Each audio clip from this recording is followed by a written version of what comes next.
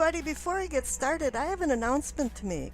Late last year, I had started another YouTube channel called Brothers of the Sword Productions. And I'm going to be decoding quite a few of the unsolved mysteries that yet have had no answers. And right now, I'm in part 4 of Oak Island Prophesy. And if you're at all interested in the Oak Island mystery, or if you've been watching The Curse of Oak Island, you'll be really interested in picking up on this part 4 because it's getting so interesting. Part 4 is called Thoth and the Eclipsing Star System, and Thoth is an Egyptian god. Now, if you're interested in watching this, I have the link down in the description box. And now on with the show. Well, hi there, Taurus. Out of all of the zodiac signs that would want to watch my Oak Island Prophesy Part 4, it would be the Taurians, because I focus on a constellation in Taurus that the Egyptians considered lucky, and today we consider unlucky. Now, there's a lot of energy shifts going on with the solar eclipses happening in July, and you have hope and healing coming up. And this could apply for 6 months up to a year. Now, you receive the Iwa's rune, which is comparable to the Lover's rune in the tarot deck. Strangely enough, the Norse considered it two horses walking in step together, because if it was a single horse, they would think of a warrior on a horse. But this card does signify teamwork and duality between male and female, body and soul. This card signifies trust and loyalty, as well as friendship and lovers. Now, the Minchiati card that you received is Libra. So now you're seeking balance. You're seeking fairness and honesty and truth. Libra is overseen by the planet Venus for beauty and love.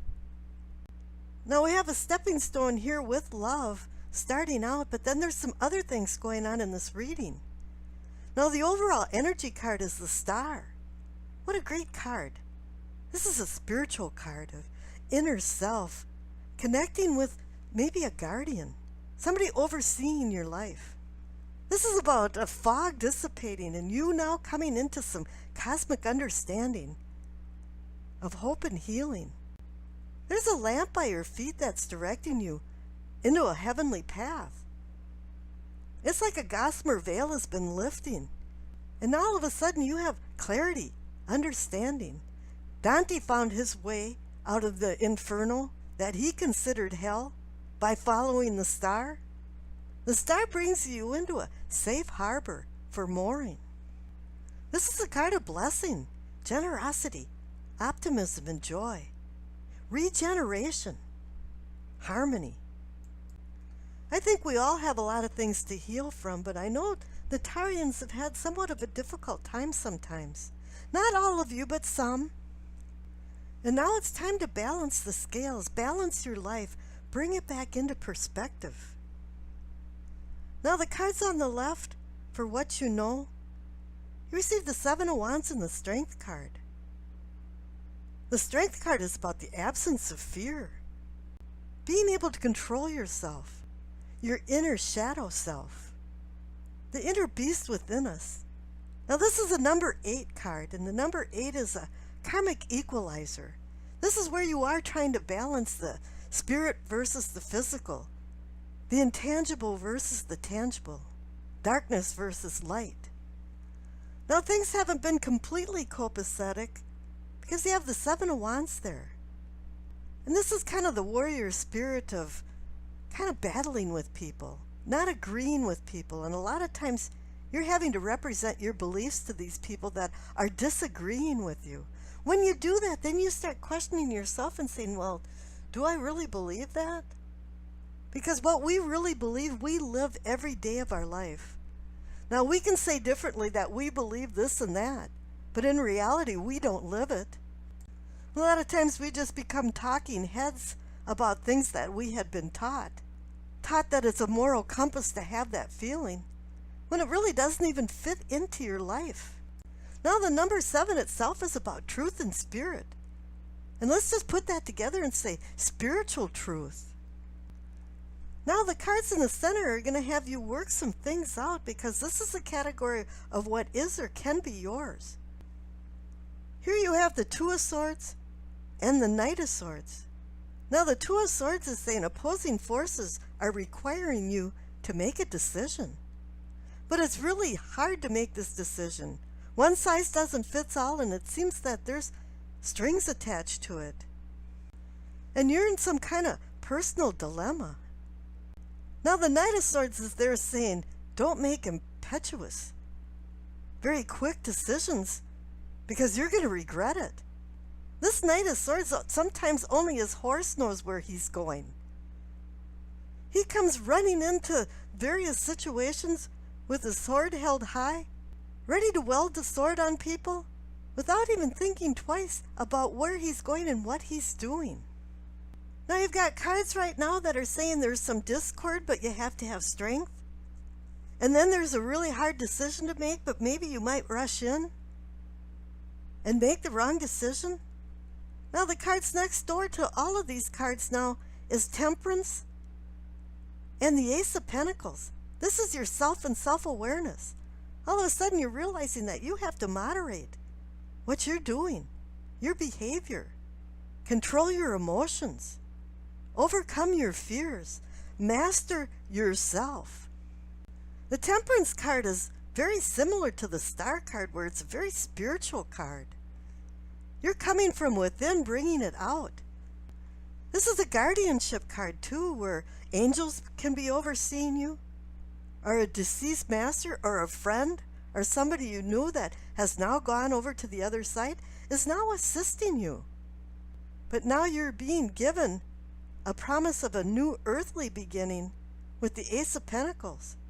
It's offering a pentacle, and a pentacle means protection that hangs from your neck.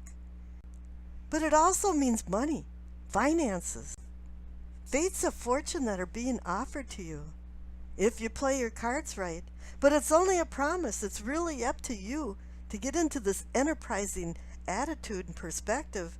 Roll up your sleeves and be willing to do the hard work required to find the rewards. Now you have some really interesting future cards. You have the Ten of Pentacles, the Page of Pentacles, the Fool, Eight of Wands, and the King of Pentacles. My goodness, you have a lot of pentacle energy in the future. Now the Ten of Pentacles is about fulfillment, happiness, satisfaction. You went through all of the trials and tribulations to get to this point, to have security and stability, comfort. This is the way you feel about it.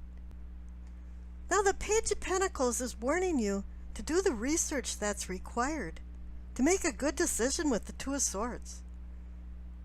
He knows where he's going, and make sure that he doesn't have a lot of risk factor involved in his decisions. All the other pages might be dancing on the tables, partying in college, and he's at the table in the library studying. So take your time. Don't be impetuous like the Knight of Swords to make a really fast decision, because you'll regret it.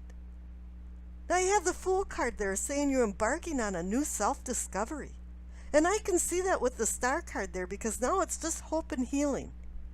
It's a promise that has to be fulfilled by you. You have to find that right path to heal yourself. Have the hope that you need for the goals that you've acquired in your life.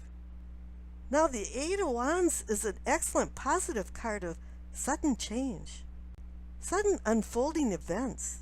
There's nothing negative about this card. It's about changing cycles of life and having smooth transitions through it, because we think differently when we're young than as we get older. This is also about messages and news, and it can be about travel as well. If not only spiritual travel within yourself with the Fool card, with the Temperance card, and the Star card. Now the very last card is the King of Pentacles. He's the CEO of his life. He runs his life like a CEO that has financial ambitions. But any king that comes in is assisting you in your long-term goals, bringing you understanding. It appears that there's a possibility and the big potential for some financial increase, career, job promotions, maybe just more happiness in your job. But this is the earthly things. You have to find your spiritual self to acquire the earthly things. And I wish you acceptance, peace, and happiness.